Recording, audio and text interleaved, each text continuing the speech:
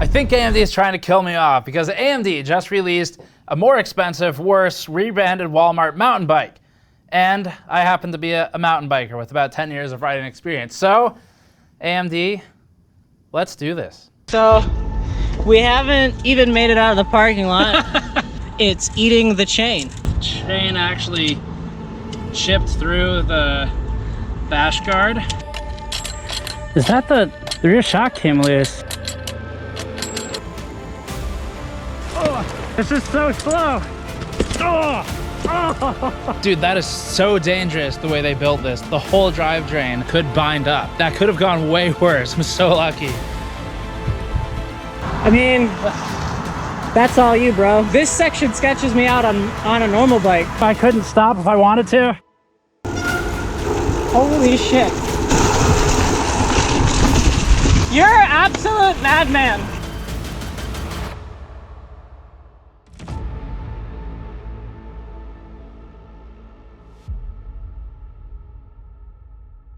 Before that, our review of this horrible mountain bike is brought to you by us and the Gamers Nexus wireframe mouse mat, because there's no way AMD would have sent us one of these, so we used money from the mouse mats to buy one. Aside from being the best way to support all of our efforts and test equipment purchases, you can also get a custom-made, high-quality mouse mat with a high-detail 3D design that we created to show off heatsinks, coolers, video cards, and more. The mouse mat uses a stitched blue border for added longevity, a blue rubber underside for unique flair, and a microfiber cloth for smooth tracking.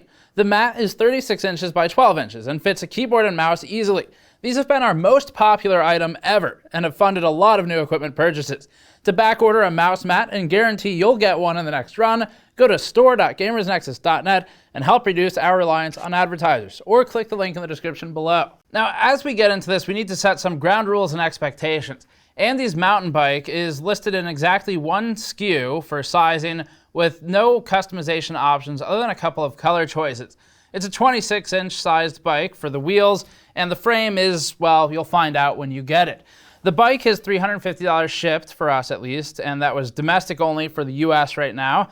And we should be very clear that this bike has almost identical components to some other bikes you may have seen online. If you've seen Skills with Phil or Seth's Bike Hacks riding Walmart bikes around, you'd notice that some of those look pretty similar to what AMD has built. AMD's bike is extremely similar to $150 Walmart bikes, despite being over 2 times the shipped cost. So this bike is listed as a mountain bike. It's listed as being ready for trail riding, but of course there are lots of different kinds of trail riding. And ultimately, you shouldn't take it on any trails for this one. This should maybe just only stay on the road, if even that. And if you do take it on the road, you should take it to a shop first for a thorough inspection and proper rebuild, because it probably wasn't assembled very well if yours arrives anything like ours did. But we're gonna be going through all of that. In this review, we'll be going through the build, some riding, and we'll be taking it to my favorite mechanic, the cycle surgeon, for thoughts such as these. It may work, Yeah. but it may not work all that well. Yeah. It may compress and spring back, but I'm sure they're probably just using a friction damper inside there versus a more sophisticated oil damper. So the actual function, it may compress and extend, but that's probably all you can hope for. Right. Let's get into assembly. So here it is. It came in a box that is not rebranded, so it is labeled Kent, and that is the brand that I'm assuming is rebranding it. This is, in fact, as we'll talk about separately in this video, basically a Walmart bike, and it is labeled AMB. I've built a couple mountain bikes, but they're all actually good. So I used to do a lot of work on older bikes very similar to this with like V-brakes, which this has. This has got cheap V-brakes, and those are not going to be able to stop me. So that's bad. But the pedals, I'm going to put my own pedals on because I don't want to die. So these are your kind of standard. We're going to ride metal flats. The pedals I'm putting on here are going to be about $150, and that's going to be for my own safety at this point. Basically, my plan is to build this, but replace enough components that I'm not putting myself at too much risk. The brakes I can deal with not being able to stop the bike. We got to keep some of it the same so it's at least fun and similar to what you're going to be getting. So far what I'm seeing though is a really bad bike. The stanchions are actually painted, and I think they're actually welded into into the top of the fork, into the crown. We're not really gonna have any adjustment on this. The stickers are horrible. So these are the stickers. AMD added these to the bike. This is their shining contribution. And these are like already coming off. You can look at that. I can look at what is, like, come on. That's not gonna survive a day outside. So, didn't even paint it. Not even a pinstripe paint. It's just a sticker. Actually, the AMD logo up here. Let's get this wheel off and look at that. This is we looked on Reddit and saw how our fans will buy and defend anything. So let's see how this goes. Just throw it out to market. These stickers are peeling like everywhere. I would, even as a collector who knew I was getting garbage, I would be so disappointed at this. Like that's from how the wheel was held on there, I think. So first of all, sticker is crooked. It's like not applied evenly. There's a big missing piece right there in the middle. There's a missing piece there. Oh man, seriously? I just did that with my fingernail. I was trying to wipe off some of the smudges here from whoever built the bike and put the sticker on. I was trying to wipe the finger print smudges off. I slipped and my not that long thumbnail put a scratch in. Like, come on. When Corsair decides to be a sticker factory, at least the sticker is good. So some damage there. This is so disappointing. I haven't even gotten on the bike yet, and I'm already disappointed, and I know that's gonna be disappointing. There's holes in the welds, like that hole right there. The inside of the seat tube is rusted. Man, this is so much worse than I thought. It's a steel frame bike. This is obviously not going to be an aluminum bike. At the cost they're selling it for, this bike isn't even assembled. And without the wheel and some of the other parts, it weighs, I think, about the same as my downhill bike, which is a dual crown fork.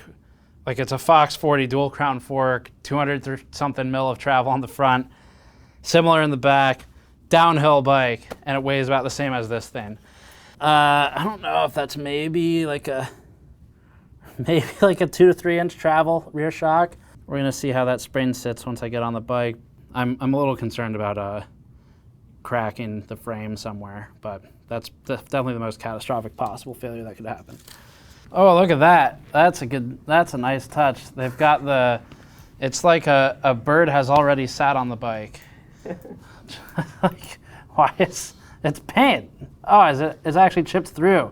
It's scratched through the letter. There's like basically no grease in here at all. So the fork is rusted as well. The tube on the fork is rusted. I'm assuming the head tube is rusted as well if we were to pull that out. I like that the reflector was acting as structural support. They don't ask for a size when you order this bike from their website. Yeah, I'm gonna have to lower there you got the brake on the tire where it's lined up right now. This was not lined up. It wasn't even built. Someone could have at least assembled it to make sure it would assemble. Especially because this is actually a safety hazard. This wheel is out of true. I have a truing stand at home, but I guess what's the point of buying an out-of-box bike if I'm gonna fix it? So I think we will just leave it that way. I'll get the brakes a little more tuned up so that it clears. Like that, that's pretty good. Out of true, but it's not stopping anymore.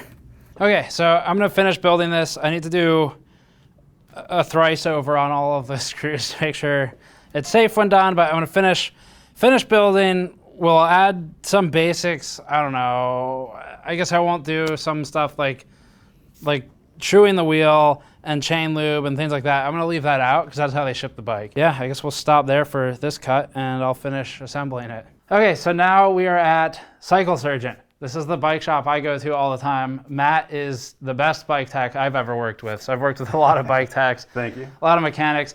And Matt does extremely good, detailed work. I bring my bike in here, bikes over the years, and as you know, I'll just drop it off and basically be like, I don't know, find problems. Like, just let me know what you find. Yeah, absolutely. Got to look it over. Yeah, so Matt's really good at finding problems. So first thing I want to get out of the way is in fairness and being realistic for everybody, if someone actually really wants this bike and really, like, if you really have your heart set on it because you're AMD fan or you're an AMD fan. Or you're an AMD fan. Yeah, or you're an AMD fan, then go for it. Don't let us stop you. Absolutely. But what do you think, just looking at it, where do you think this falls in terms of intended use, stuff like Absolutely. So if this is a bike that gets you out riding a bike, or if you want it for your AMD gear collection, fantastic. It's awesome. The intended use, I would think, would be for adolescent transportation. It's built with heavy steel. It's very heavy steel. Exactly. It won't be anything performance oriented. It'll do a great job though if you wanted to ride to your friend's house, or you're going to ride the Greenway, you want to run to the store to get something to eat or something like that. But and if you want something performance though, like, you should definitely be, I mean, if you have the budget, even if you don't have the budget, because $300 on a used bike will get you a whole lot more. Absolutely. Than $300 on this bike. If you are looking to actually ride a bike, don't buy this. Don't buy this. What I always try to tell customers with a bike like this is that I will do my best to adjust it, but it is built to a level that doesn't allow for very high precision. Right. Adjusting the brakes so they don't rub, truing the wheels so it is straight, can be a difficult thing, even for somebody who's experienced mechanic. For me as a mechanic and a store owner, brakes are a safety thing. They've got to be right. Yeah. And if I do nothing else, I will make sure that the brakes work when they go out the door. Right. But it can be the pivots on the brake. These brakes are really hard to adjust for me. They are hard to adjust. I'm sure. Just period for anybody.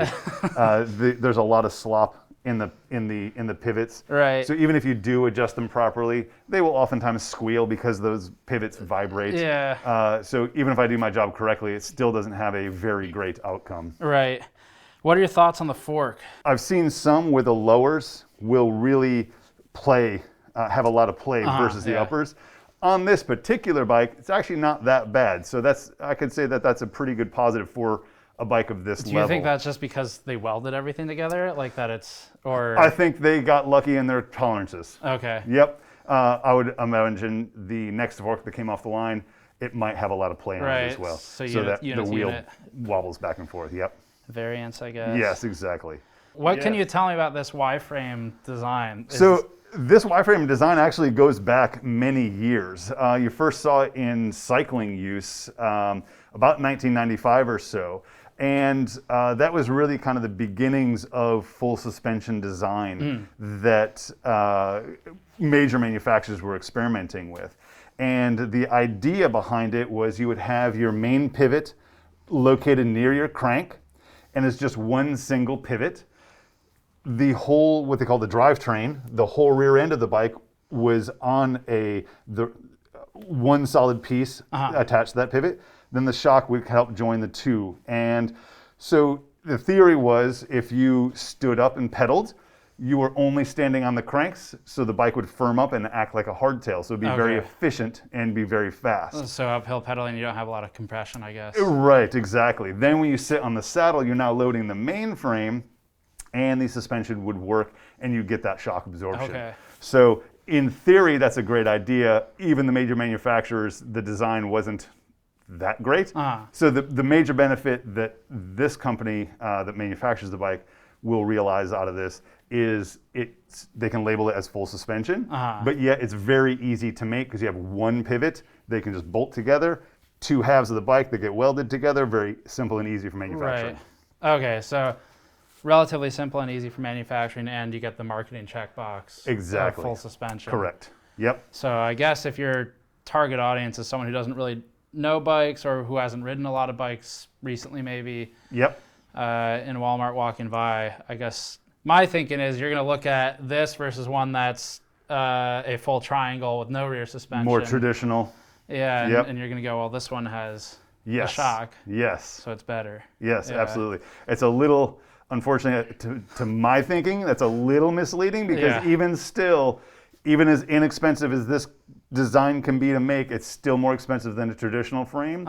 And this performs no better, and in some cases even worse. On the rear, one question I had, I'm not sure if there's a reason for this, but I noticed that the cutout for the axle is pretty long. Yes. So is there a reason that's not just a circle, like a hole? Sure. So this is actually called a horizontal dropout. It's kind of it's not truly horizontal, but it is, like you're noting, it's a longer style dropout.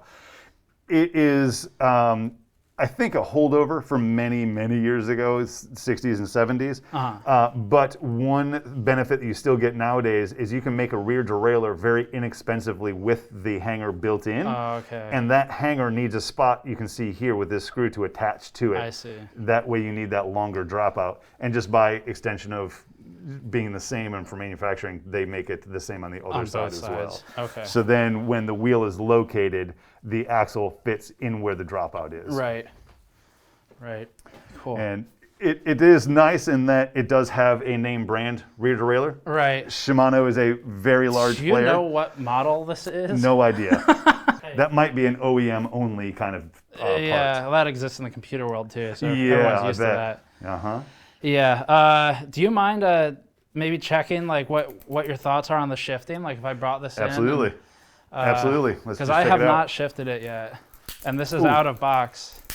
All right, so my initial impression, it's incredibly hard to turn the shifter.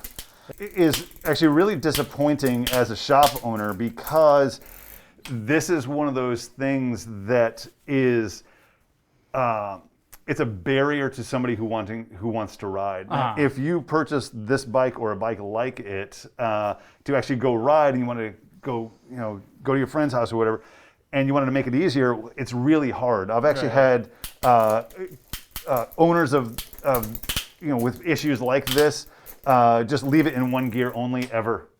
In terms of the precision of it, it's definitely not correct. You can hear a lot of noise from the derailleur. The chain is most likely rubbing one of the other cassettes. And then if I continue to shift it, you can see actually the chain is moving off into the wheel, which can be actually a hazardous situation. This again is just poor adjustment at the factory.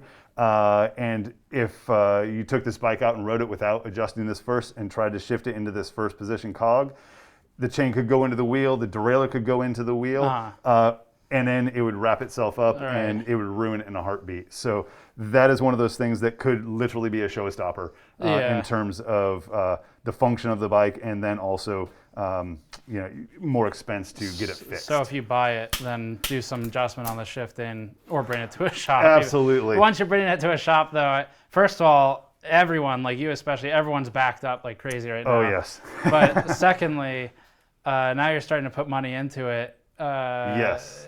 And it's, I don't know, that's kind of hard for me to justify. Yeah, that can be one of those disappointing things when a bike made with good intentions by a manufacturer, the end product just is disappointing and sometimes can be downright dangerous. At the very least, even if this situation didn't make it dangerous, it could then just cause more potential cost to keep it rolling. So it's definitely a disappointing aspect of it. Right. Yeah, the front one, although still not the greatest, it's passable. Even though it's billed as a full suspension mountain bike, and that kind of connotation makes you think, hey, I can go off-road in the dirt trails and go bomb down hills. No, I would say stick to the paved, smooth sections and you'll be fine. Right. I think this will be my last ride. Right? I think Exactly. This might put me in the grave. Well, it's been a pleasure working with you. This is gonna suck. It's gonna be a great time. Yeah, super great. The wheel turns, the front wheel. Wow, my toe just hit the wheel. The front wheel turns slightly to the right on its own. Like, so, see that? It turns on its own. Bro, you look so stupid on that thing. We haven't even made it out of the parking lot. We were just setting up to test the camera angle on the chest mount, and it's eating the chain. Yeah, it came off the front. derailleur, and the chain actually chipped through the bash guard. Which is a great sign of integrity. I'm sure it'll hold up to all the rocks and roots. God. I'm gonna ride with this only in the middle, I think, for the rest of this. Yeah, I wouldn't. So, let me shift this into the easiest gear. Do you think they made this to try to kill you? Maybe. For all the bad reviews? I was thinking about that. I mean, you're the only prominent YouTuber that mountain bikes. They knew. Coincidence? Yeah, they knew. Oh, okay. I'm gonna let you go first to look for cars because I can't stop. Yeah, it turns to the right on its own. This thing's actually super unsafe. Oh God. This thing sucks so bad. I'm so embarrassed. This is easily the sketchiest thing I've ever done. On this, I've ridden a lot worse, or a lot harder trails, but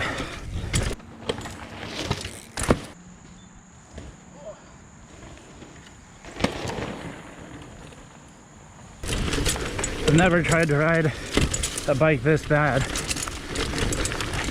on trails like this.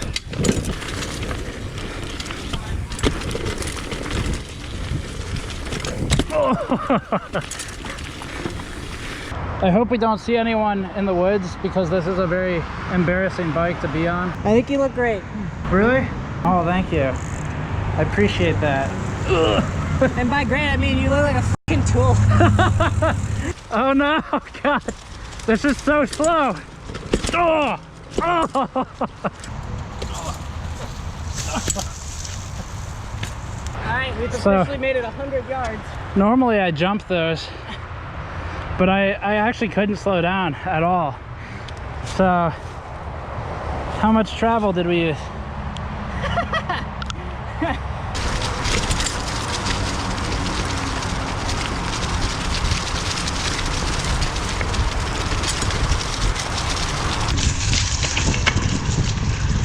She's actually moving. Holy shit. Oh my God. I wonder if I'm allowed to swear on this channel. For anybody watching, the speed at which he's going on this bike is, it's actually fairly impressive. Cause I'm on my good bike and I'm actually having to go to keep up. Shift! Shift, you shift!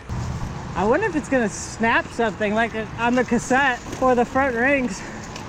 It's kind of wild that the bash guard shattered like that. We're gonna go for the easy drop here. Can't slow down. Oh my God. Had to use my foot to make that turn. I mean, that's all you, bro. This section sketches me out on a normal bike. Follow close, but not too close. I don't know if I'm gonna stay on the bike. Oh God. This is it. This is the nightmare. This is the biggest hill at this trail. My grips are coming off, so that's freaking great.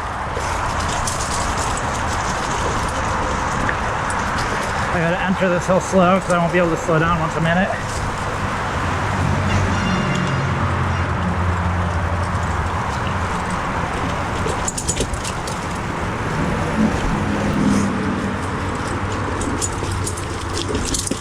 Oh! Holy shit. You're an absolute madman that you just rode that. That's nuts, dude. Time for a chronological damage report. After about 1 minute of riding in the parking lot, prior to any trails and on reasonable terrain for this bike, the chain got sucked into the bash guard and cracked it. That's because the bash guard is made of plastic. As for the rear shifting, it had been left as is out of box, since it's not reasonable to expect a user to tune the shifting, and also it's not necessary if the bike is pre-built properly. Within 5 minutes of riding, the chain overshifted into the hub. This is extremely unsafe, and it causes the cranks to lock out and could potentially throw the rider over the bars if it goes far enough into the hub. All AMD's manufacturer needed to do was adjust the high and low limit screws on the derailleur, on the rear derailleur. But the high and low limit screws would have stopped the chain from skipping either into the hub or the other direction. This happens on the road as well, mind you, and AMD's hubris is really showing. Just because the company can make very complex microchips doesn't mean it can make a bike. This is a huge liability for AMD, and we're shocked that they're shipping it this way at all. Although the dork disk caught the overshifting in time for one of our issues, additional testing showed that the chain is capable of still jamming up the hub. This would destroy the wheel, and it could potentially injure the rider. Throughout the ride, the grips were slipping off the bars slowly but surely. This is due to poor sizing and fit, because the grips are actually longer than the amount of clearance they have on the bars, and so they overhang and they get leveraged off of the bars.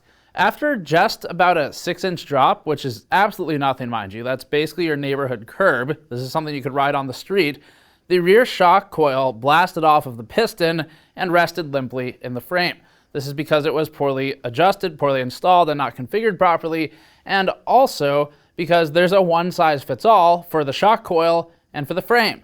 In the process of the shock coil blowing off of the piston and resting there, it chewed up the shock hardware and left deep gashes. This is another potential safety hazard for the rider because now you're creating sharp, jagged metal in the middle of the bike. Not only could this happen on something reasonable, like repeat rides off of a curb, for example, if you're not a child or adolescent, it could also go undetected and cause issues later. We reassembled it properly and got it working well enough for the larger jumps that you already saw, but that was after we had fixed it with our experience. After about 2.5 to 3 hours of riding, the bike developed a crack in the head tube. The crack is visibly peeking through the paint in the weaker welds. This was our showstopper. We immediately stopped all riding on the bike after spotting this because you never know how deep that crack is underneath the paint. A head tube could shear and impale the rider, and that's into territory where it's no longer funny for a video. The rear shifter really is terrible. It's hard to convey that through video, and this does again matter even for just greenway riding. It really takes all of your forearm strength to move just one gear. It's also so latent that you need to start shifting about 30 seconds before you want it to actually shift.